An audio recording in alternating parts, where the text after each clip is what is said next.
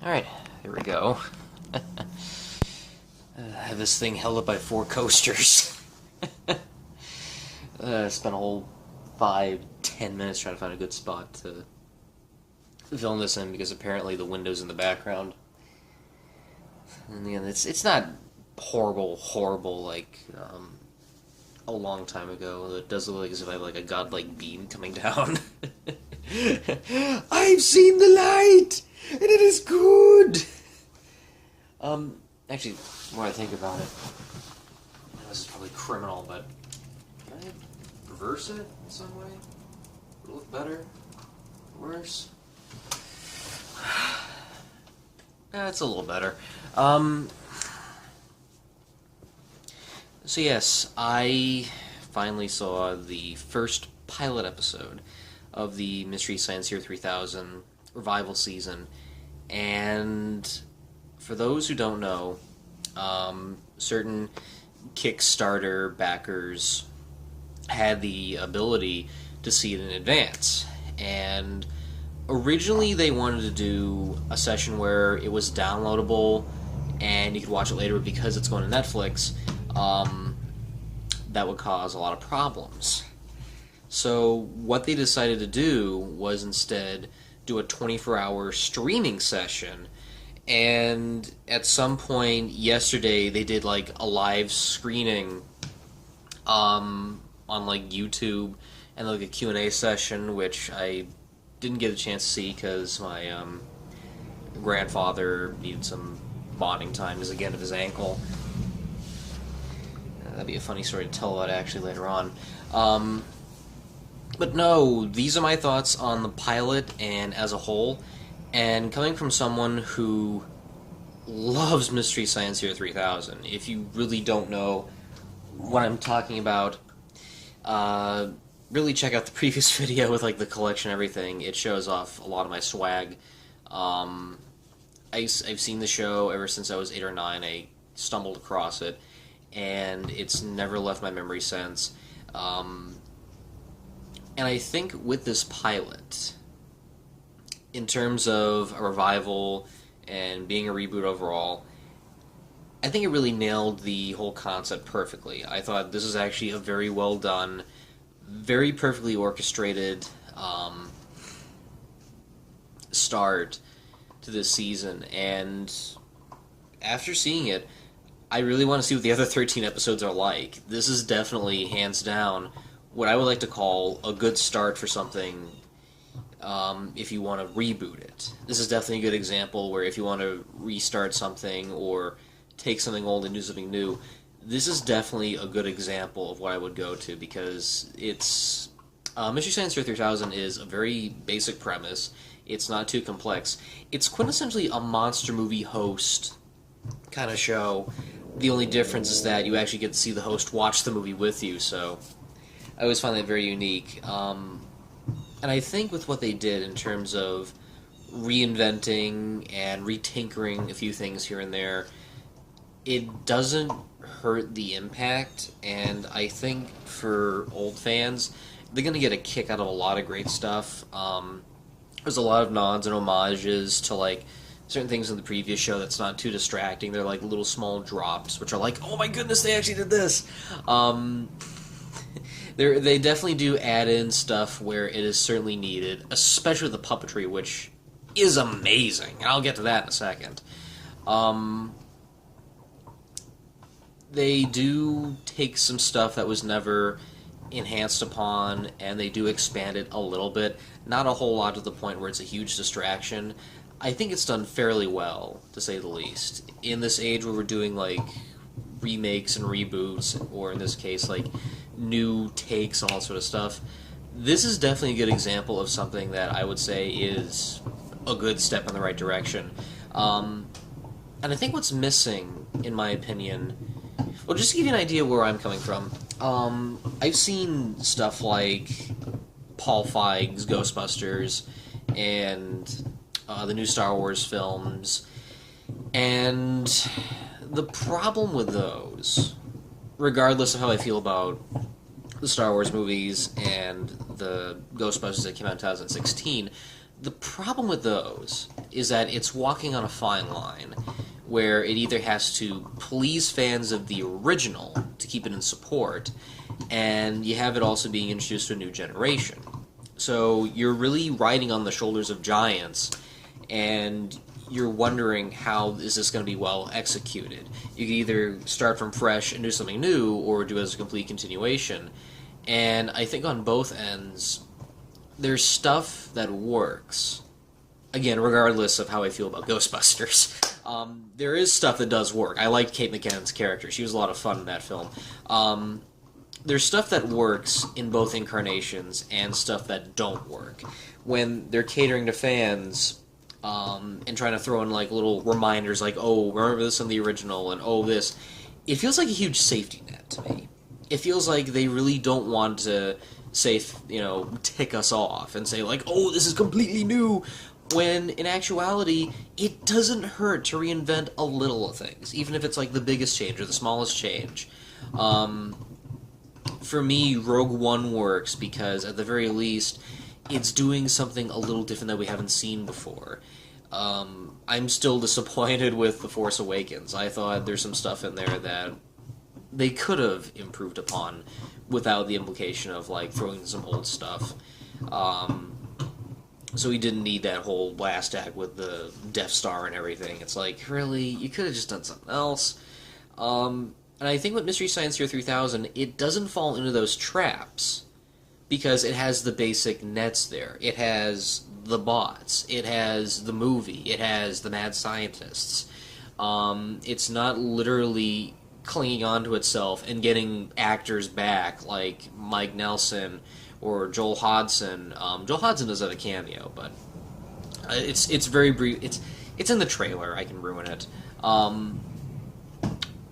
And I think with this, because it's hard to describe, because with a show like this, there's a simple premise, but hitting upon where it improves and where what they're trying to insert here and there, it's interesting, but at the same time, it's really... Okay, let me just start with... Because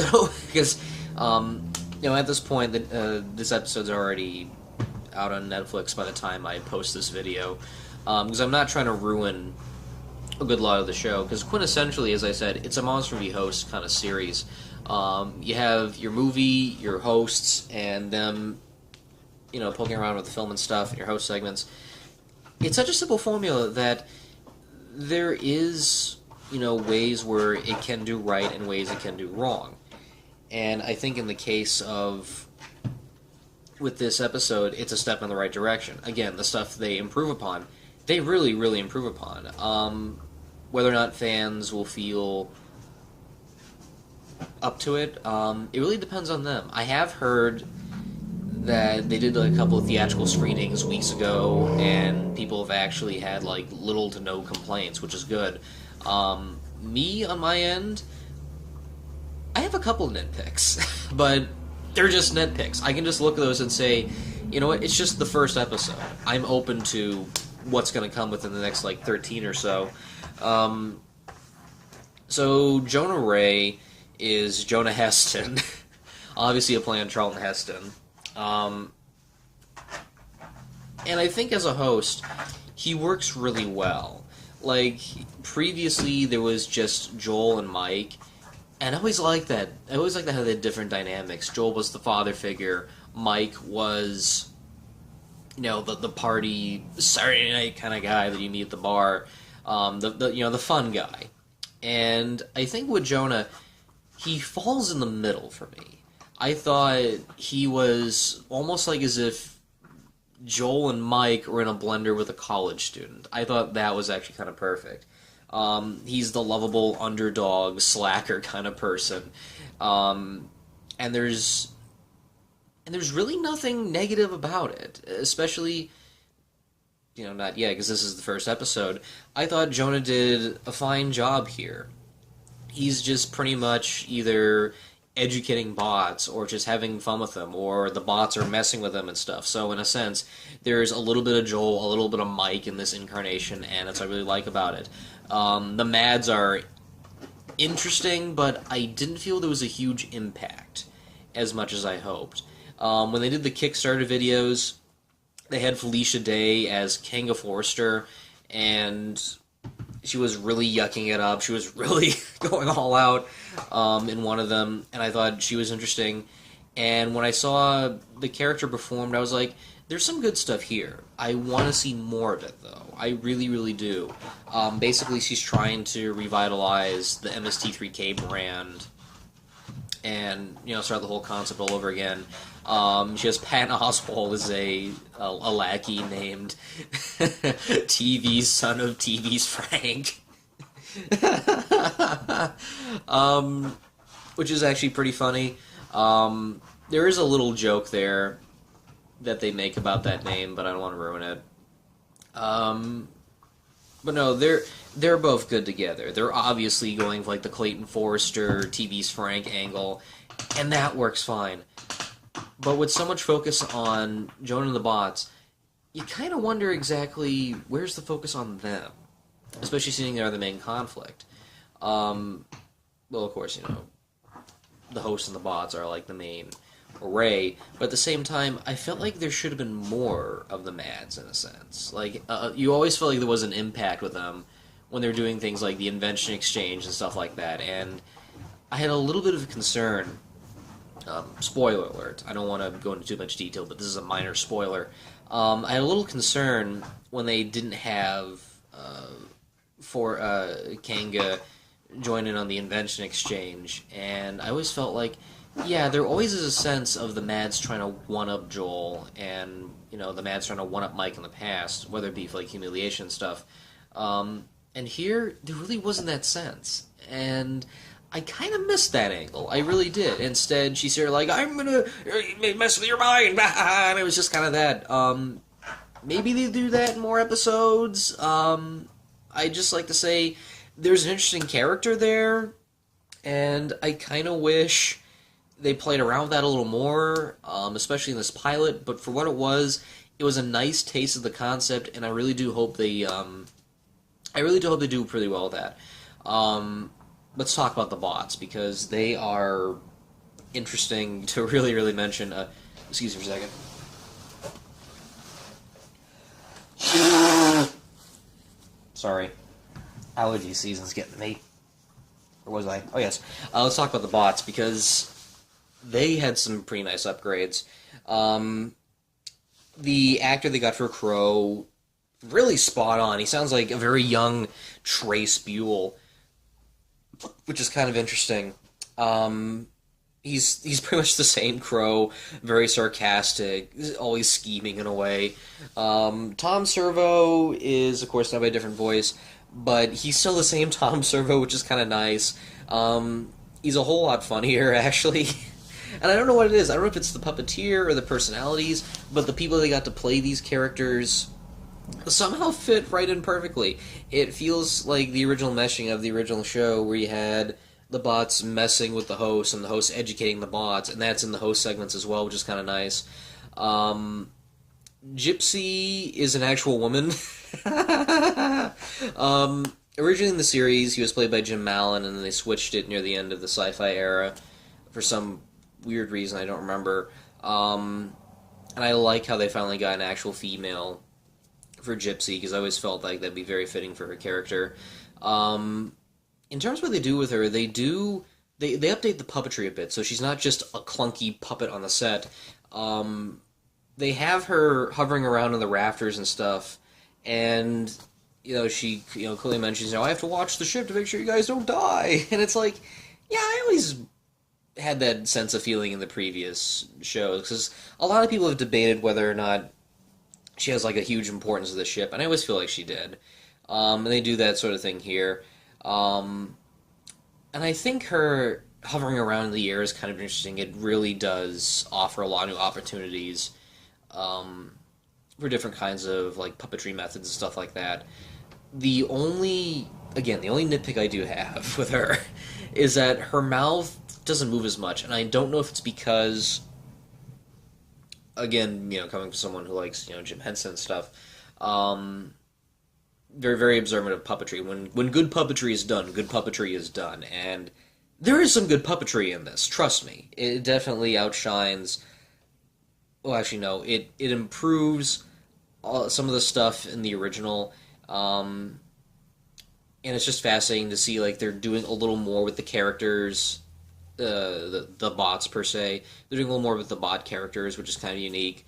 And with the Gypsy character, it's a nice concept. I just wish that mouth could move a little more. I don't know if it's because of the rush production, because they were doing this all in 1 week, but it could have done something a little better. Instead of just going, you have her talking off stage, and the mouth's just, like, slowly or barely moving. But maybe it gets better. Maybe it gets better in other episodes. I really hope so. But in terms of the puppetry on Crow and Servo, it has really improved. You actually do see Crow's hands move a little more. Servo's arms actually do move now. There were points where I was watching the host segments, and there were points where Servo's arms were kind of like swaying a little more, so they weren't just a bunch of slinky arms just moving there. Here, you actually do see the arms move once in a while. Not like, a huge motion, just like, a slight kind of motion, which is kind of nice. Servo actually does fly. This is in the trailer, so I can talk about this. It's a nice little gimmick. It's because he has a hover skirt.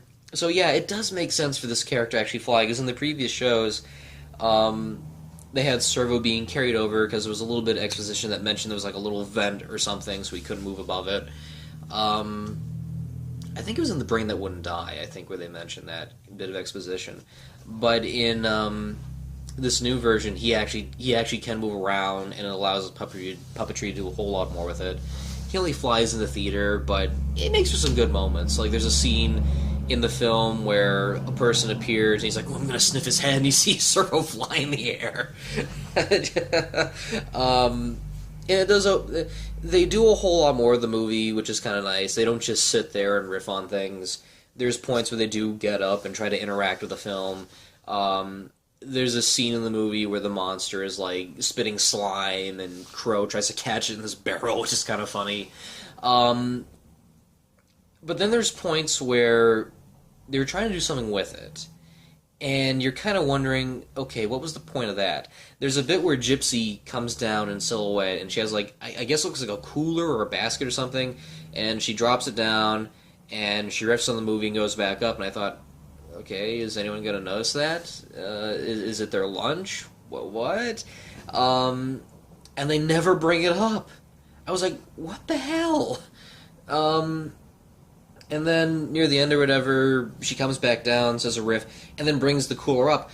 What was the purpose of that? Unless it's explained in later episodes. I hope it is. Again, just a little bit of nitpick. But if you're gonna play around the movie, play around the movie, and they do that. There are points where they do, like, mess around and stuff. There's a scene where they think a fight's gonna break out, and they'll stand up, and Crow's got a broken bottle. So they're definitely improving on the riffs. They're definitely improving on this. They're definitely improving on the riffs and the way they're watching the movie, which is very welcome. I love to see how it will play around more in the later episodes. Like, maybe to the point where it really does come together. Still wondering what they were trying to do with Gypsy there. It was kind of awkward in a sense, because no one really, brought up or mentioned it. At least, turn on the side and be like, oh yeah, sandwiches are here. Just something, right? The doorway sequence, if you really want to see where the $6 million went to, that is a perfect point to really look at, because every doorway sequence is very different. The Joel era, it's just basic doors sliding and opening. For the Mike era, there's a different array of doors, which is kind of interesting. There's a drawbridge one, there's like a pizza slice one that opens up. My favorite, for some weird reason, always was the movie. They did the theatrical film, and the doorway sequence is bigger, expansive, and there's like different variations. One of them has like a plaster of Frank's head on the number 2 door, which is kind of nice. And I think I always liked that one because there was a different array of things and was very, very upscaled. Here, I if this comes out on Netflix, I would like to watch that more and more times because each door feels like a certain section of the ship, which I thought was actually really clever. There's like one that opens up, you see like a little hammock. There's one that has a washer and dryer. There's one that looks like it could be a robot repair section. You see like heads of crows and stuff like that. It definitely shows that there are more fathoms to the ship than possible. And I do hope in the future we do see more sections of the Satellite of Love. Because my goodness, that doorway sequence, it opens up an array of possibilities, especially with, the way the ship is designed and everything. So when we go through, when they do movie sign and they go through the doors, it's like every door is like a section of the ship, and I thought that was actually really clever. The idea of the spaghetti planet is now a moon and everything's happening on the moon, which is actually pretty cool. Yeah, this was just very, very well done, and I liked the improvements. I liked the additions. There's a bunch of henchmen that King of Forsta has, which is this quote-unquote skeleton crew, and they have like a little music band and everything. I kind of see what they want to do with those a little more. I really do. I thought that was actually a funny idea. Because I was wondering when the skeleton thing would play in. Then it's like, oh yeah, it's a skeleton crew. Literally, that's actually kind of clever. I I really don't know what else to say about this episode. This was just very, very well done. This was just a good start in the right direction. When they do little nods and homages to the original show, they do them pretty well. There's points where the skeleton crew has like these little like commercial transitions, and they play like a tune for the original show, which is kind of nice. Two or three of them I recognize. They definitely. I remember they performed the Deep 13 theme. You know, bada bing, we're living in Deep 13, and I recognized Servo's Canada song on the second watch. And I think near the end they definitely played Clowns in the Sky, which was pretty nice to end it on. I really don't want to go into like a huge big discussion because it would ruin a lot for new fans and old fans, but this is arguably a step in the right direction. This is exactly what I picture for a perfect, not perfect, sorry. This is what I picture for a good revival of Mystery Science Theater 3000. It's keeping the original pace of the show intact, the concept in general, just everything about it works. I can't think of anything that doesn't, but like I said, they're mostly nitpicks. For some weird reason, they have these commercial breaks, which are a little off. Like, obviously, it was intended to be television before Netflix came along. You can kind of do without those. Like, it's weird because you have movie, commercial break, movie, host segment. And even the host segments, they don't go into commercial break. Even though, in the old years, host segment 1 and 3 would normally go into commercial breaks, while the second one would come out of a commercial break. Now the pace of it is movie, host segment, and then they go straight back into the movie, which a little jarring, but I can kind of live with that because it's Netflix. There's no commercials on Netflix. The riffing in the theater is pretty good. You can definitely tell they're back to the old wits, poking fun of the screen, actors that are a little off here and there, references to like stuff like the Munsters and all that sort of stuff. It's a good start. It's really the only thing I got left to say about it. In terms of the movie they picked, it was definitely worth choosing. It's in the trailer, so I guess I can kind of give it away a little bit. But if you don't want to know what the movie they picked was, you can kind of stop the video here if you want to be surprised. Just all around, it was a good episode, well done, and just can't wait to see what the other 13 have in store when they come out. So yeah, if you don't want to know what the movie they picked is, you can kind of stop it here. But if you know what it is, you can go ahead and watch this portion. I'm just going to be very brief. Um, so the movie they watch is Reptilicus, and let me tell you, that was a perfect choice. I thought it was great going for a monster movie because in these days we're into like kaiju and all that sort of stuff, Godzilla, King Kong. So to go with the only monster movie ever made in Denmark, sorry, the only Danish monster movie ever made, I thought that was actually a pretty good idea because it opens up a lot of riffing possibilities. I saw that movie a while back, and I remember liking the first half more than the second half because the first half had like a lot of great suspense and build up, and then we actually saw the monster. It's literally this goofy rod puppet going. Looks like a rejected Sigmund Sea monster design. No, it was perfect riffing material. It's pretty much just your quintessential goofy monster movie, only what drags it down is the monster. It's a very poor effect on a rod puppet. It's the Great Claw effect, really. You have all these people working their hardest to just make this good film, and what's holding them back is their special effect, their monster. On paper, the creature does open for a lot of good opportunities, but when executed, um, and I think a film like this was perfect for MST3K. It's your straight up goofy standard monster film. Um, and usually they're great with like the very obscure, unknown kind of stuff. And for them to cover that one was really perfect. I have a little bit of a wish list on my own on what I hope they'll cover in the future, but I know they won't.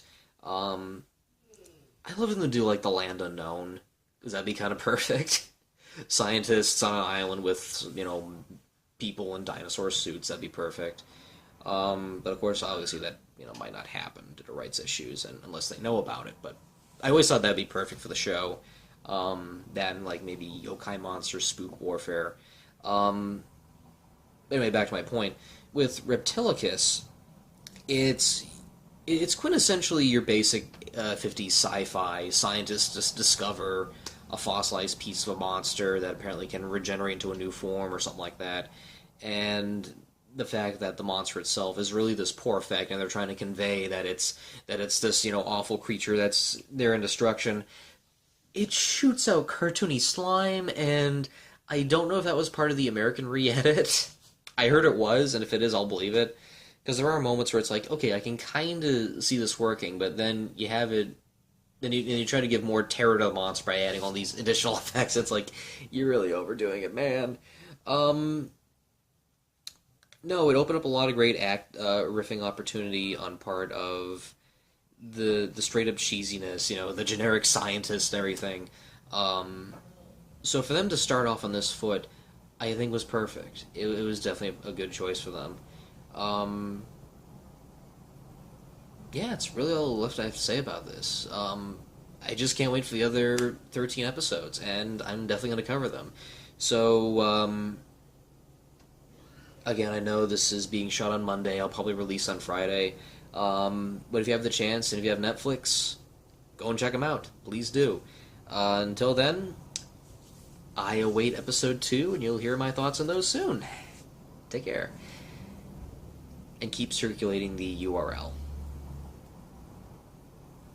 Trust me, you'll thank me for saying that later. Bye.